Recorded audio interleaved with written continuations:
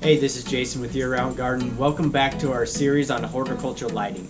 Metal halide lamps work when an electrical arc passes through a mix of gases, usually mercury, xenon, and argon, and a variety of metal halides. Metal halides are produced by combining halogen with a metal, normally mixed with iodine or bromine. The type of metal halides used helps determine the color temperature of the light emitted. The structure of a metal halide lamp has two main sections, the outer bulb and the inner quartz arc tube.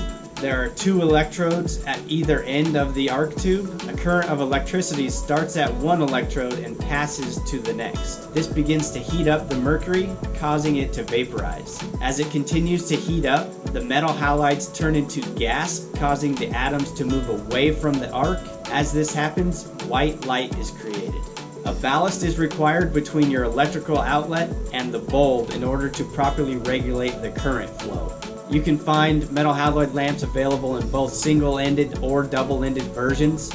Single-ended lamps have a screw at one end and are designed to be mounted inside of a mogul socket, which is slightly larger than your standard light socket.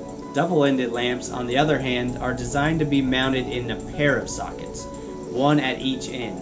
For more details on the differences between single-ended and double-ended lamps, check out our video on high-pressure sodium lighting. For horticultural purposes, you will often find these lamps available in 150, 250, 400, and 1000 watt versions. A variation to typical metal halides is the ceramic metal halide, or CMH grow light.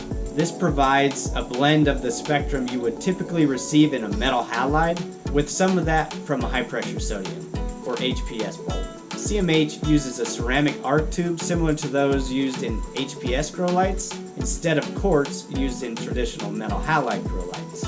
Because these ceramic arc tubes operate at a higher pressure than quartz glass tubes, this allows for more precise variations of spectrum than your previous technologies.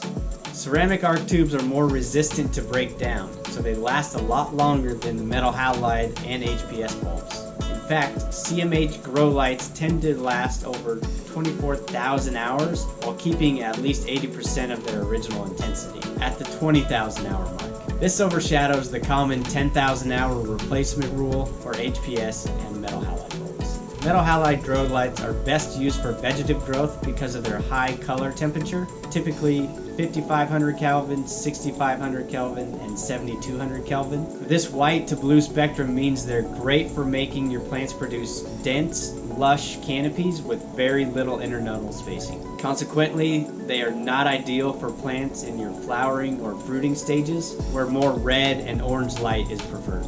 Metal halide lamps have high luminous efficiency of around 75 to 100 lumens per watt. Due to their high color temperature, traditional metal halide bulbs are best used for plants in their vegetative state of growth, but can be swapped out for high pressure sodium bulbs to provide a lower color temperature for fruiting and flowering. If you're looking for a solution that doesn't require swapping out the bulbs between the phases of growth, ceramic metal halides are a good option. While they offer a longer lifespan and more versatility, they also come with a higher price tag. Metal halide bulbs produce a significant amount of heat, so you want to make sure that you have proper ventilation and cooling in your growing area. This is Jason with Year Round Garden. Stay tuned to our next episode on horticulture lighting.